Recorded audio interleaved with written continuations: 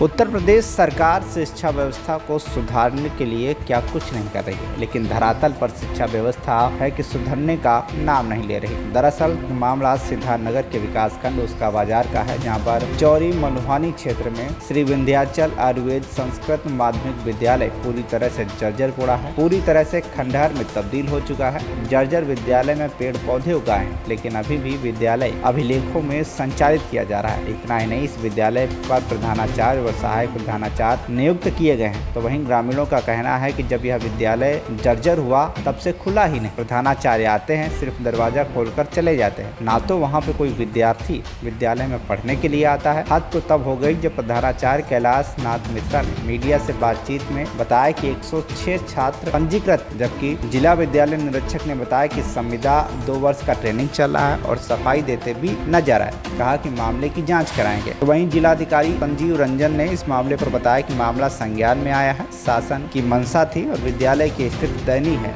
वहाँ छात्र भी काफी कम है। मामले की जांच कराकर उचित कार्रवाई की जाएगी। ये कौन सा गांव है?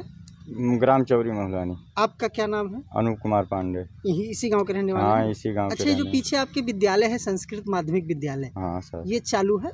हाँ चालू है। तो यहाँ बच्चे आते हैं पढ़ने? बच्चे नहीं आते हैं, मास्टर हेड मास्टर लेके 2 मास्टर 3 लोग आते हैं। 3 लोग एक आते हैं। बराबर आते हैं, 2 कभी कभी आते हैं। तो यहाँ तो बैठने की भी जगह नहीं है, खंडहर है पूरा। अभी तो गुरुजी ही बता पाएंगे कैसे चलाते हैं।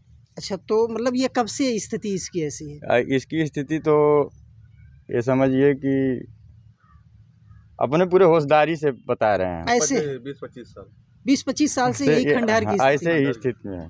ऐसे ही एक टीचर आते हैं, बाकी लोग नहीं हाँ, आते हैं, नहीं, जिसका ट्रांसफर हो गया वो नहीं आया, दूसरे आ गए। आता है कोई ना कोई, है 3 लोग। तो यानी धरातल पर नहीं है, लेकिन कागजों में ये विद्यालय हाँ, संचालित चल रहा है।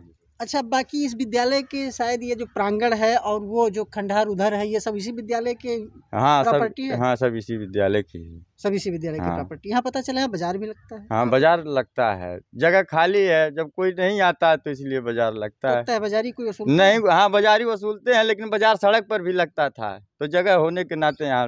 तो यहाँ की तय बाजारी कौन वसूलता है? यहाँ एक गाँव के हैं, ब्राह्मण हैं, गाँव के लोग। हाँ। अच्छा, कुल अभी वो तो अब रजिस्टर से कंफर्म है, लेकिन हमारा अंदाज है कि 150 से कम नहीं होंगे, ऊपर ही होंगे। अच्छा, यहाँ नियुक्ति चल रही है, कुछ भर्तियाँ यहाँ चालू हैं, आप लोगों को जानकारी है? हम लोगों को कुछ ऐसी जानकारी है ना, कोई यहाँ कोई किसी को सूचना देता है, कोई यहाँ अभी अइबे नहीं किया है। चौरी मलुहानी का ये प्रकरण है सर जी।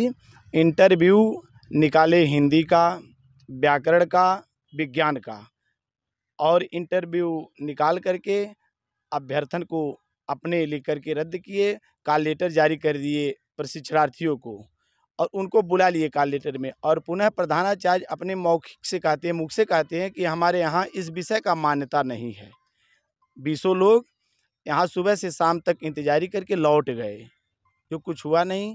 ये उत्तर प्रदेश सरकार द्वारा जो इस विद्यालयों में नियुक्ति हो रही है संस्कृत माध्यमिक विद्यालयों में, वो पूर्णतया भ्रष्टाचार से लिप्त है। इसमें विद्वान जो हैं उनको नहीं भर्ती कर रहे हैं, जो भी इंटरव्यू दे रहे हैं उनको नहीं ले रहे हैं, जो भी घूस दे रहा है, डोनेशन दे रहा है, उसको ले रहे हैं, और किसी का कोई सुन नहीं रहे। ये माध्यमिक शिक्षा द्वारा संचालित संस्कृत विद्यालयों में संविदा पे अध्यापकों का 2 वर्ष के लिए जो है इंटरव्यू चल रहा है। यहाँ पे कुछ जो अभ्यर्थी आए हुए थे चौरी मलुहानी से रिलेटेड, उनका ये मानना था कि जो विज्ञापन निकाला गया था उसमें कुछ और भी विषय अंकित था, और फिर जब हम यहाँ आते हैं सुबह से बैठे रहे, बाद में कहा जाता है ये विषय नहीं, ये विषय है। तो सर ये कहाँ आप इसकी कहाँ मानते हैं? ये उसका खंडन निकाल दिया गया था 19 तारीख को अखबार में, शायद अभ्यर्थियों को पता नहीं होगा, इसीलिए ये खंडन किसने निकाला था सर? खंडन निकला था वो विद्यालय से, फिर वो निकल गया कि उस विषय का नहीं है, वो गलत से जो है आधुनिक हिंदी होना चाहिए, आधुनिक विषय छप गया था जो है। सर खंडन विद्यालय से निकला, फिर अभ्यर्थियों को लेटर कहाँ से गया था सर? अब लेटर ये पता किया जाएगा, ये हम जांच करवाते हैं इसके लिए।